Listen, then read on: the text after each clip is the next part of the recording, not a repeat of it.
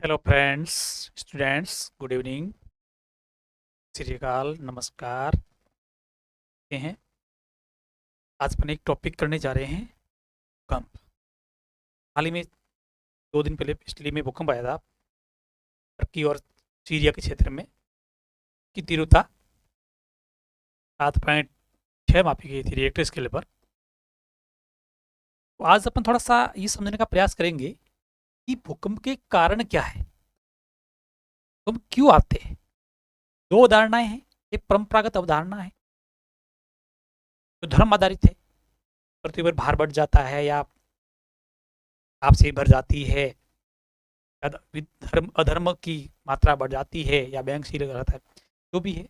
अलग अलग सब में ये उदाहरणा है कि प्राचीन समय में मानव को इतना ज्ञान नहीं था। एक नवीन उदाहरणा है विज्ञान आधारित। यानी भूकंप क्यों आता है, विज्ञान क्या कहता है। और कई सारे क्षेत्र समान नहीं है, पृथ्वी के कई क्षेत्रों पर बहुत ज्यादा भूकंप आते हैं, सेंसिटिव है, कई जगह भूकंप से सुरक्षित है। तो विज्ञान के आधार पर उसको समझने का प्रयास करेंगे। अपन भूकंप का मापन करेंगे। ये भूकंप का मापन किस आधार पर किया जाता है या रिक्टर स्केल क्या है। सवाल आती है कि हल्के भूकंप आ रहे हैं, मध्यम भूकंप आ रहे हैं, शक्तिशाली भूकंप आ रहे हैं, खतरनाक भूकंप है, विनाशकारी भूकंप है। तो जो शब्दावली है भूकंप की, उसके पीछे का लॉजिक क्या है, रिक्टर स्केल क्या है, और इस पर मापन की किस प्रकार से भूकंप का मापन किया जाता है। जो टर्की सीरिया के क्षेत्र में भूकंप आया है, जैसा न्यूज में आ रहा है, 6,000 से भी ज्यादा बिल्डिंग ढह गई है, 5,000 से भी ज्यादा लोगों का मौत का आंकड़ा गया है। बचाव दल कर्मी कार्य कर रहे हैं, की संख्या 4-5 हज़ार से ज्यादा है। अभी वहाँ सर्दी का मौसम है, बचाव कार्य में राहत समझ आ रही है। साथ में 6 तारीख की भूकंप के बाद में 3 और लगातार भूकंप आए, वो भी बाधा उत्पन्न कर रहे हैं, कहीं और ट्रेजिडी नहीं हो जाए। साथ में पूरे विश्व के जो मानव है जाति है, वो संकट में देशों के साथ में है। सभी दोस्त अन्य देश सहायता कर रहे हैं, अपने अपने बचाव दल भेजे हैं। तो अपन आज पढ़ेंगे भूकंप के कारण के बारे में, मापन के बारे में। साथ में पृथ्वी का कौन सा क्षेत्र भूकंप से ज़्यादा सेंसिटिव है, भूकंप आने की संभावना बहुत ज़्यादा है, और कहाँ पर भूकंप की आने की संभावना कम है, ये अपन समझने का प्रयास करेंगे। तो भूकंप की उत्पत्ति के कारण परंपरागत छोड़े अपन, क्या इसका जो मुख्य कारण होता है, एक थ्योरी होती है प्लेट टेक्टोनिक सिद्धांत, या उसको हिंदी में कहते हैं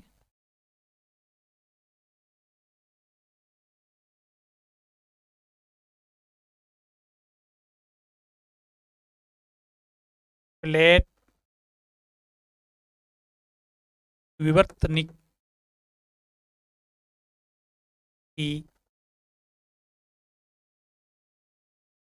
सिद्धांत।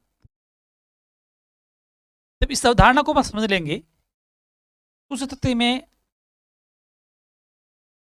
भूगर्भिक में होने वाली जो अधिकांश जो घटना है, भूगर्भिक घटना है, भूकंप, ज्वालामुखी, नए मोरदार पर्वतों का बनना, ये सभी समझ में आ जाती है। प्लेट्स क्या है, इसके लिए आपको थोड़ा सा अपन को जाना पड़ेगा पृथ्वी की संरचना में। ये जो पृथ्वी की संरचना है, तो 3 परतों से बनी हुई है।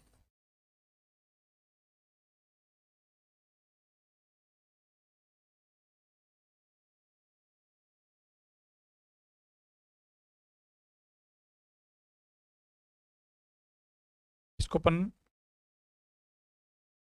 इसके पास में कर देते हैं।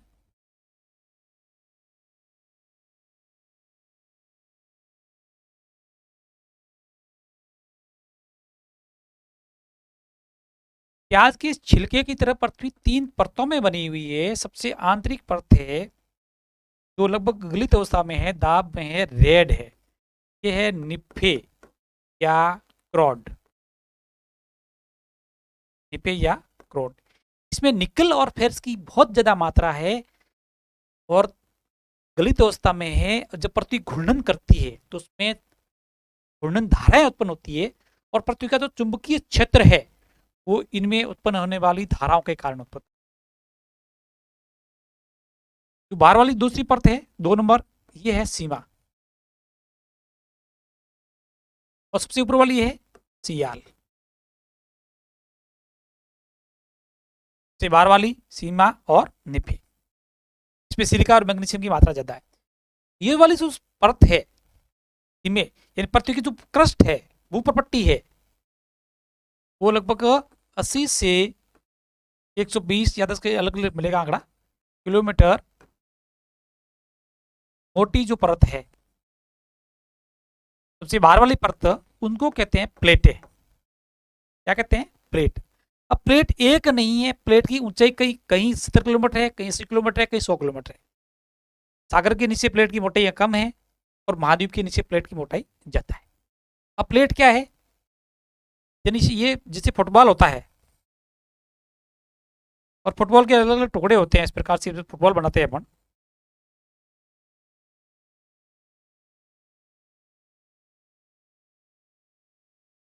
ये जो फुटबॉल है और ये फुटबॉल के जो अलग अलग पेच टुकड़े हैं, जिसको अपन प्लेट मान सकते हैं।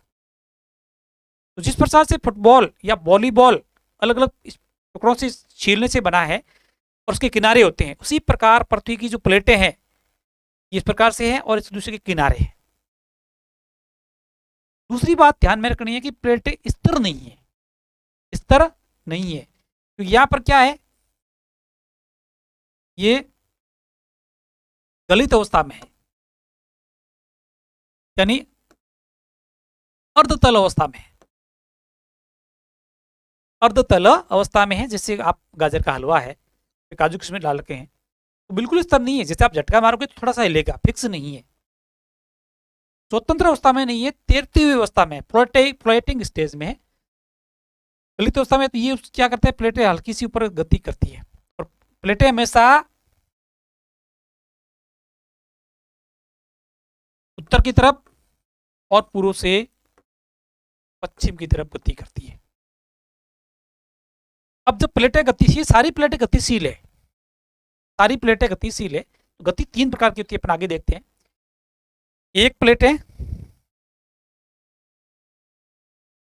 जब 2 प्लेटें आमने सामने गति करती है तो दोनों का घनत्व अलग अलग होता है। एक प्लेट भारी होती है, एक प्लेट घनत्व के तौर पर हल्की होती है। तो हल्की वाली प्लेट भारी प्लेट के नीचे धंसती है। जैसे जैसे नीचे धंसेगी, लगभग 180 90 या 100 किलोमीटर जाएगी तो नीचे गल जाएगी। गलने से मैग्मा या लावा बनता है और वो ऊपर आने का प्रयास करता है। उस स्थिति में भूकंप आते हैं, पर्वतार पहाड़ बनते हैं। दूसरी गति, जब प्लेटें एक दूसरे की विपरीत दिशा में गति करती है तो मैग्मा नीचे से ऊपर उठता है और उस स्थिति का प्रसार होता है, और ये स्थिति हमेशा महासागरीय कंटक के सहारे पाई जाती है। उस स्थिति में महासागर के क्षेत्रफल में वृद्धि होती है। ये आगे मैप में पड़ेगी। अब मान लो, अब ये प्लेट दोनों ये गति कर रही है, ये गति कर रही है, दोनों साथ में गति कर रही है, तो समांतर या विपरीत दिशा में गति करती है, किनारे मिलते हैं, आमने सामने या विपरीत नहीं होती, तो बोलते हैं सृत सी प्लेट किनारा। उस स्थिति में फॉल्ट बनते हैं, और भूकंप का कारण बनते हैं।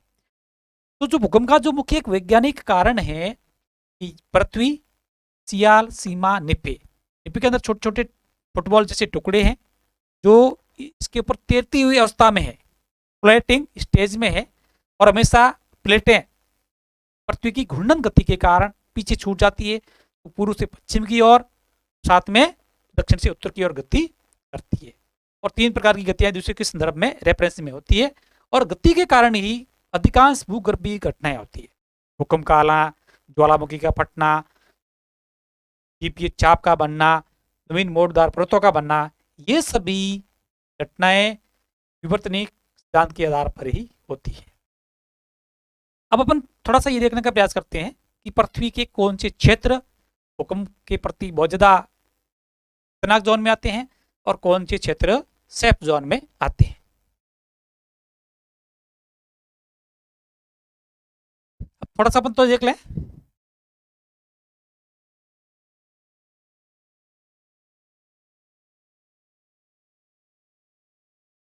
प्लेट टेक्टोनिक सिद्धांत। तो पृथ्वी की 2 प्लेटें हैं, एक दूसरे के संदर्भ में किस प्रकार की गति करती है, तीन प्रकार की गति दर्शाएगी। एक, इसको अपन बोलेंगे विनाशकारी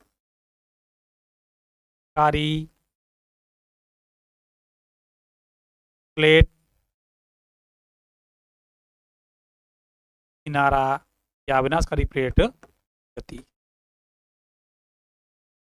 इसमें क्या होगा, एक प्लेट होगी वो भारी होती है घनत्व में, और सामने वाली प्लेट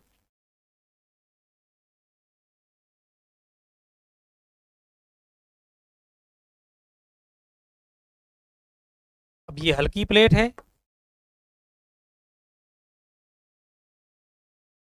घनत्व में, और ये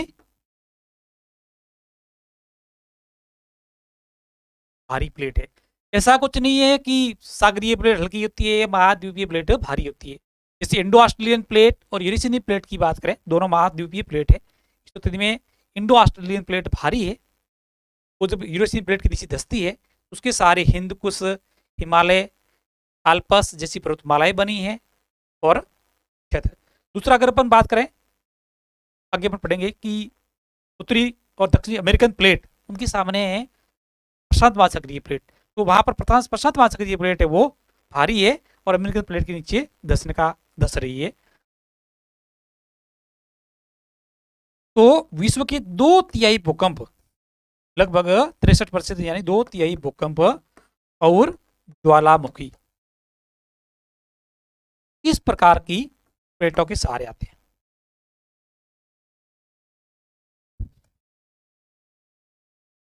दूसरा,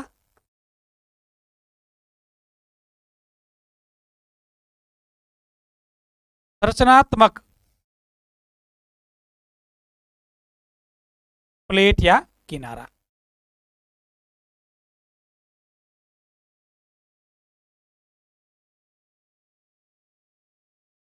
एक प्लेट इस तरफ गति कर रही है, दूसरी प्लेट इस तरफ गति कर रही है। उस स्थिति में मैग्मा अंदर से ऊपर आता है और इस प्रकार से फैलता है।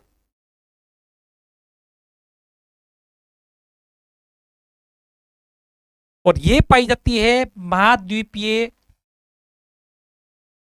सॉरी महासागरीय कंटक के सहारे। जैसे अटलांटिक महासागर में एक कंटक है, उसके सहारे अटलांटिक या अंध महासागर दोनों तरफ विस्तार कर रहा है, उसके क्षेत्रफल में वृद्धि हो रही है। प्रकार की स्थिति अटलांटिक महासागर में पाई जाती है। तीसरा प्रकार,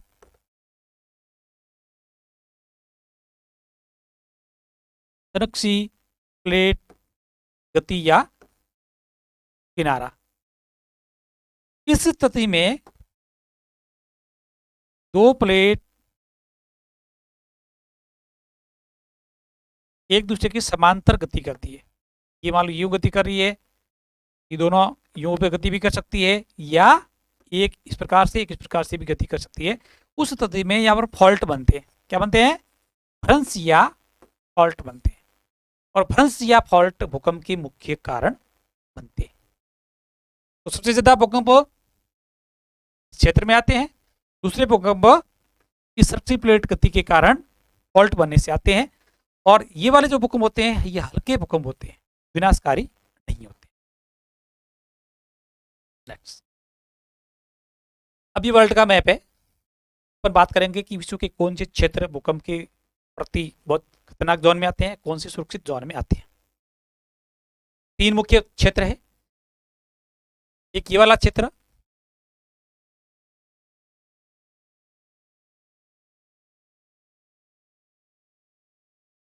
यहाँ पर एंडीज पर्वतमाला है,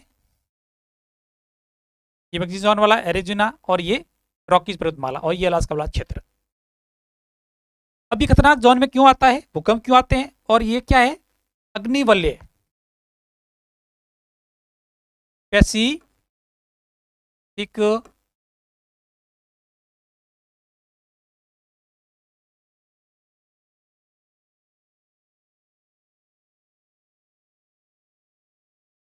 अग्निवलय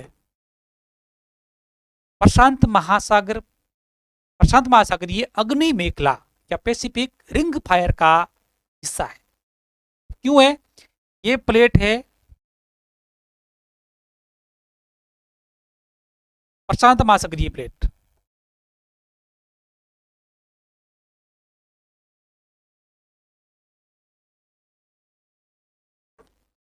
और ये प्लेट है उत्तरी और दक्षिणी अमेरिकन प्लेट्स है। ये प्लेट भारी है और ये हल्की है। उस स्थिति में ये प्लेट इसकी नीचे धंस रही है और ये प्लेट ऊपर चढ़ रही है। इसी कारण ये पर्वत श्रृंखलाएं बनी है, सारी की सारी सक्रिय ज्वालामुखी है और भूकंप सक्रिय जोन है।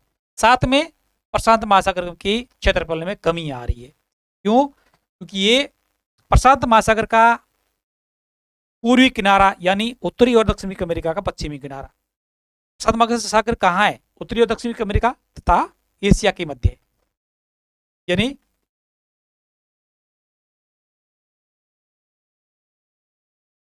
ये अमेरिका आ गया, उत्तरी अमेरिका, दक्षिणी अमेरिका, और ये एशिया वाला क्षेत्र आ गया। ये हो गया प्रशांत महासागर। यानी अग्निवलय का दूसरा जो सिरा है वो एशिया के पूर्वी किनारे पर स्थित है और जापान सबसे ज्यादा भूकंप प्रभावित क्षेत्र है विश्व का। भूकंप जापान और फिलीपाइंस।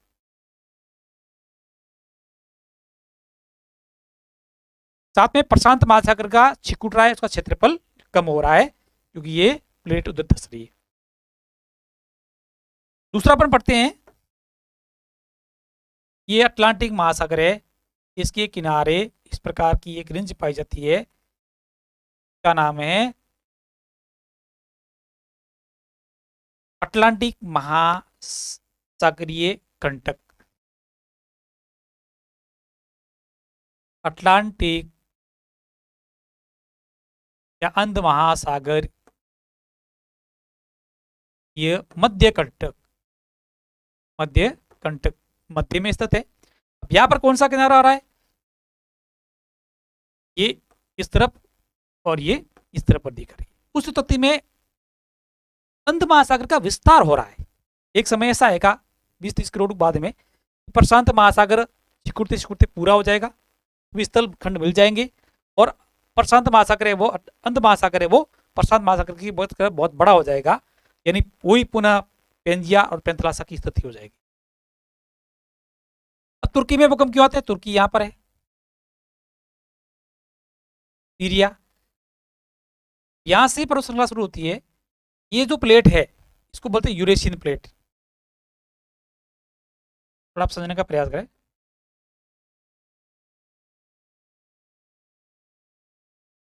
ये इंडो ऑस्ट्रेलियन प्लेट है और ये इंडो ऑस्ट्रेलियन प्लेट है।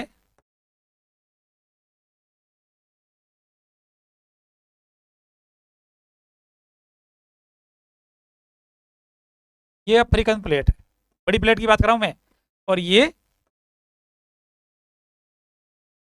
एशिया और यूरोप की जो प्लेट है उसको बोलते हैं यूरेशियन प्लेट। अब देखिए आइसलैंड, स्कॉटलैंड, कनारी महाद्वीप, भूमध्य सागर, इटली, स्पेन, इटली और टर्की, सीरिया, काकेशस पर्वतमाला, एल्ब्रूज पर्वतमाला, हिंदकुश पर्वतमाला, हिमालय पर्वतमाला और ये आकर के मिल जाता। इसके सारे भूकंप आते हैं, इसको बोलते हैं मध्य महाद्वीपीय पेटी। क्या बोलते हैं? मध्य महाद्वीपीय पेटी। अब यहाँ भूकंप क्यों आते हैं? वहां पर दो प्लेटें हैं, एक दूसरे के रेफरेंस में गति कर रही है, तो अधिकांश प्लेटें हैं वो विनाशकारी प्लेट किनारे के साथ में गति कर रही है। अब ये हिमालय बना, हिंदकुश बना, जो नवीन पर्वतमालाएं हैं ये हमेशा दो प्लेटों की विनाशकारी मार्जिन की सारी बनी हुई है। बना तो यहाँ पर देखिए, एक ये अरबियन प्लेट है, ये छोटी प्लेट है, ये प्लेट, ये और ये आपस में एक दूसरे के संदर्भ में गति कर रही है। उसी कारण अनातोलिया के पठार में, सीरिया में, अजरबैजान में, इटली में, स्पेन में बहुत ज़्यादा भूकंप आते हैं। साथ में ईरान, अफगानिस्तान वाला, हिंद कुश वाला क्षेत्र, हिमालय का, भारत का हिमालय वाला क्षेत्र होते हुए पूरी द्वीप समूह मिल जाती है। ये पूरी भूकंप की है।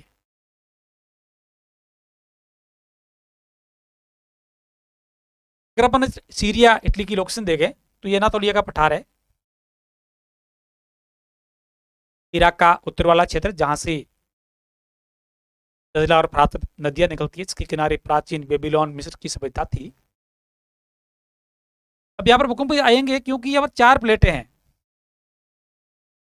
अरेबियन प्लेट,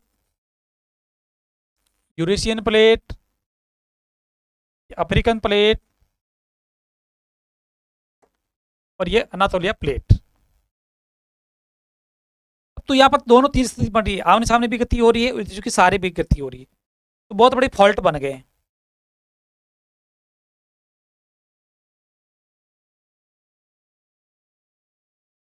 ये देखिए, नॉर्थ अनातोलिया फॉल्ट, यानी अनातोलिया पठार के उत्तर में पाए जाने वाला फॉल्ट, ईस्ट अनातोलिया पठार के पूर्व वाला फॉल्ट, ये एक फॉल्ट। इतने सारे फॉल्ट बन गए हैं और प्लेटें बहुत ज्यादा गति एक दूसरे के संदर्भ में गति कर रही है, तो ये भूकंप सेंसिटिव क्षेत्र है।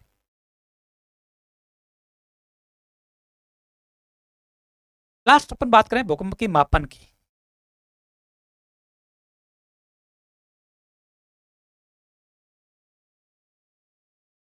भूकंप का मापन,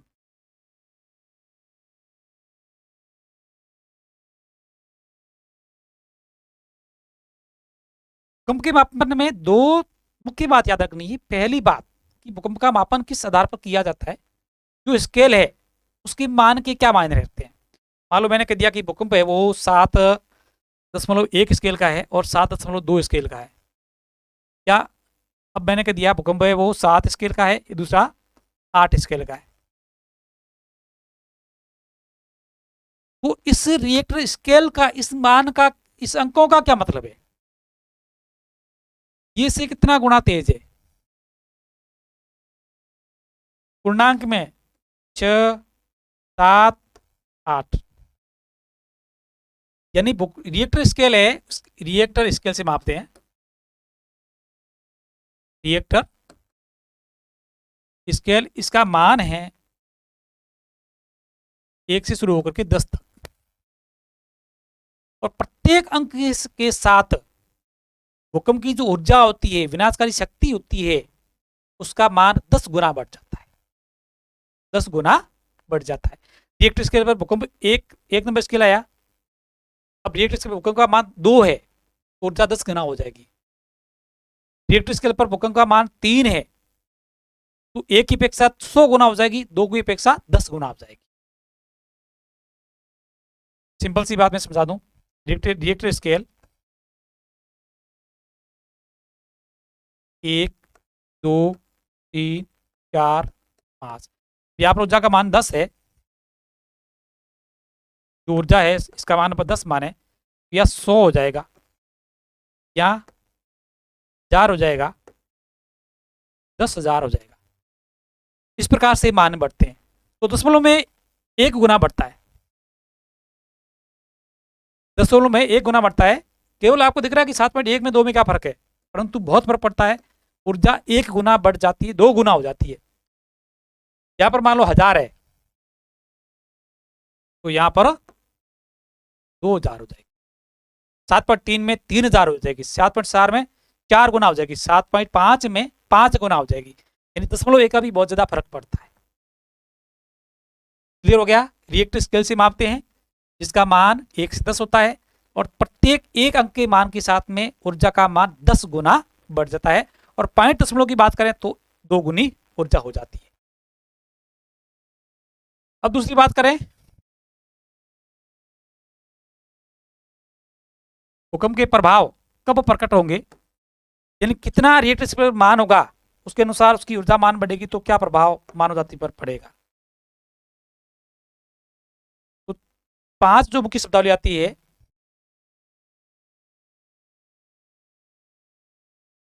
रिएक्टर स्केल पर मान, उसके आधार पर भूकंप का प्रकार। अब मान लो रिएक्टर स्केल पर भूकंप का मान 0 से 2 के मध्य है, तो उसको आप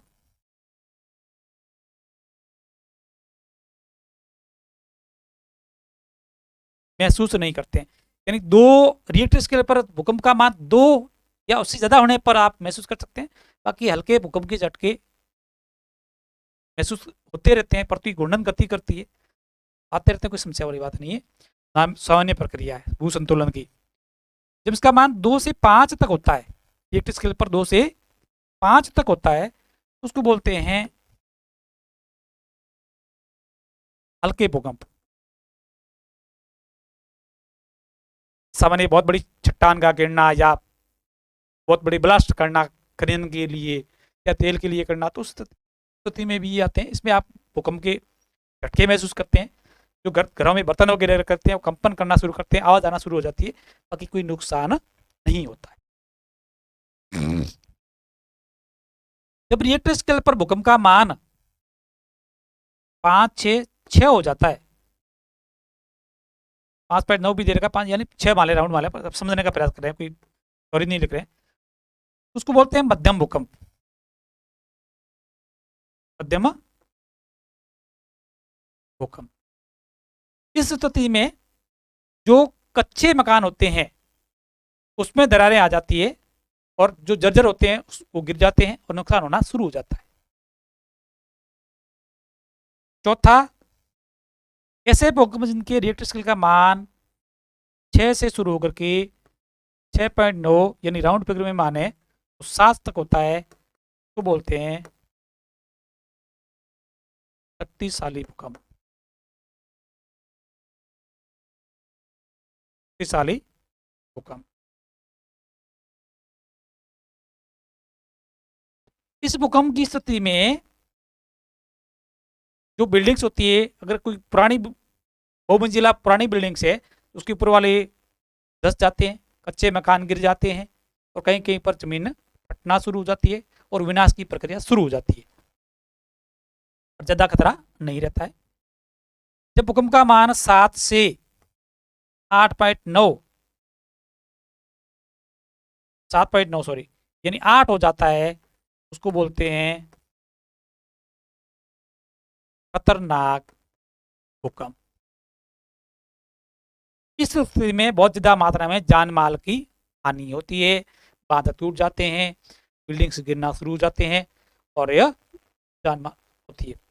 और लास्ट होता है 6 नंबर,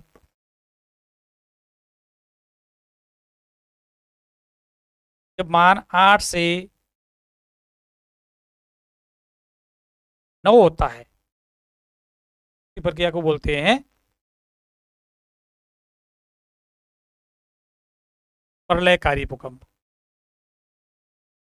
सॉरी विनाशकारी,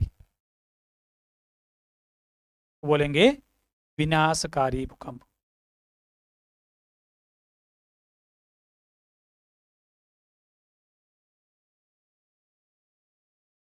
ये भूकंप आते हैं तो बहुत बड़ी मात्रा में जन हानि होती है, साथ में माल की हानि भी होती है, जमीन फट जाती है, बिल्डिंगें धराशायी हो जाती है, नदियों के बांध टूट जाते हैं और बहुत ज्यादा नुकसान होता है।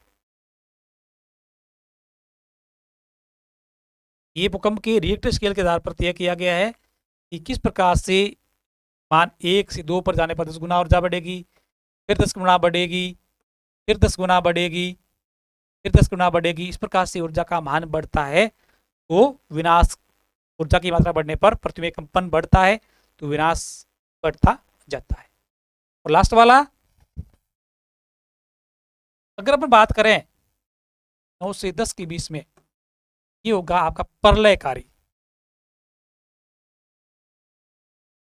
यदि उस स्थिति में प्रलय हो जाता है, कुछ भी नहीं रहता है, सारा का सारी जमीन होती है वो उथल पुथल हो जाती है। ये भूकंप के प्रकार हो गए। अब हम लास्ट बात करें, विश्व के कुछ उदाहरण पढ़ते हैं विनाशकारी भूकंप के।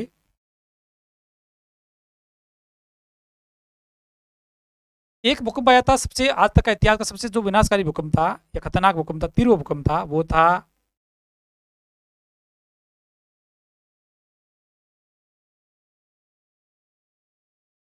दिल्ली में एक नगर है एवाडिया।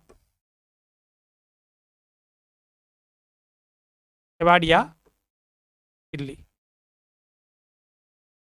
दक्षिणी अमेरिका का पश्चिमी किनारा जिसके सारे एंडीज पर्वतमाला है और दक्षिणी अमेरिकी प्लेट तथा पैसिफिक प्लेट एक दूसरे के सामने विनाशकारी गति कर रही है, तो वहां पर यह भूकंप आया 1960 में और ये मापा गया था 9.3। आज तक के मानव इतिहास का सबसे ज्यादा तीव्र गति मान वाला रिक्टर स्केल पर मापा गया भूकंप था और सबसे तेज खतरनाक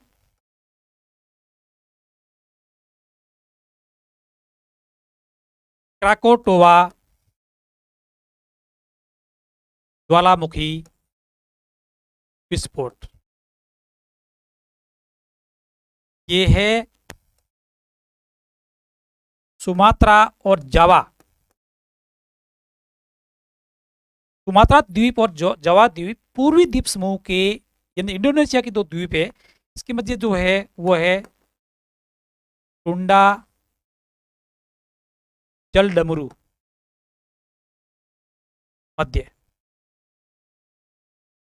यहां पर 1883 में घटना हुई। उसी ज्वालामुखी में बहुत बड़ा विस्फोट हुआ, इतना खतरनाक विस्फोट हुआ कि ये पूरा का पूरा जो सुंडा द्वीप था ये जल में समा गया और ये इतना खतरनाक था कि इनके कंपन 12,000 किलोमीटर दूर जो कंपन थे वो 12,000 किलोमीटर दूर दक्षिणी अमेरिका के दक्षिणी किनारे हॉर्न द्वीप तक महसूस किए और जो तरंग बनी उस तरंग ने पूरी पृथ्वी के 3 बार चक्कर लगाए। इतना खतरनाक ज्वालामुखी विस्फोट था और इसकी आवाज भी 3,000 किलोमीटर दूर ऑस्ट्रेलिया तक और 5,000 किलोमीटर दूर मॉरिशस तक सुनी गई। ऐसी आवाज जो 5,000 किलोमीटर दूर तक सुनी गई, कोई दूसरी आवाज नहीं थी। और सबसे बड़ा भूकंप यानी जिस भूकंप में सबसे ज्यादा जनहानि हुई हो वो भूकंप था चीन का भूकंप 16वीं शताब्दी का, जिसमें बहुत बड़ी जनसंख्या की हानि हुई थी। ये आज मैंने पढ़ा कि भूकंप की उत्पत्ति के कारण क्या है, कोई वैज्ञानिक अवधारणा को ही समझना है, प्लेट टेक्टोनिक थ्योरी के आधार पर ही समझना है, कोई धार्मिक अवधारणा नहीं है। किसी पर पाप होने से या किसी के प्रकोप होने से भी मानव जाति एक समान है, कोई फर्क नहीं है। ये केवल साइकोलॉजी की विचारधाराएं हैं। इसका जो वैज्ञानिक कारण वही है प्लेट टेक्टोनिक थ्योरी, जिसके आधार पर इसकी व्याख्या की जाती है और इसका मापन रिएक्टर स्केल पर किया जाता है। अब बचाव के क्या उपाय है? बचाव के वही उपाय है कि प्लेट टेक्टोनिक थ्योरी के आधार पर जो वैज्ञानिक ने बनाए हैं, भूकंप की जॉन बनाए हैं 1, 2, 3, 4 बार, उसके अनुसार मानवीय गतिविधि या संरचना का निर्माण किया जाए और भूकंप रोधी बिल्डिंग का निर्माण किया जाए और लोगों को प्रशिक्षित किया जाए कि भूकंप जब आते हैं इस प्रकार से अपने सुरक्षा जान की सुरक्षा की जाए और प्रकृति के संकेतों को समझा जाए। जापान में विश्व में एक साल में 1500 भूकंप आते हैं और विश्व का सबसे ज़्यादा खतरनाक भूकंप जोन में आता है, फिर भी वहाँ के लोगों ने इस प्रकार से तकनीकी विकसित की है कि वो भूकंप से अपना बचाव करते हैं। वंदे मातरम, जय हिंद। हमारे चैनल BCI एजुकेशन को सब्सक्राइब करें और शेयर करें और कमेंट्स करके हमारे मनोबल को बढ़ाएं, ताकि जब भी नए टॉपिक के साथ हम प्रकट हो तो आपके सामने हाजिर होंगे तो आपको नई वीडियो मिलते रहें। गुड नात्री, जय हिंद।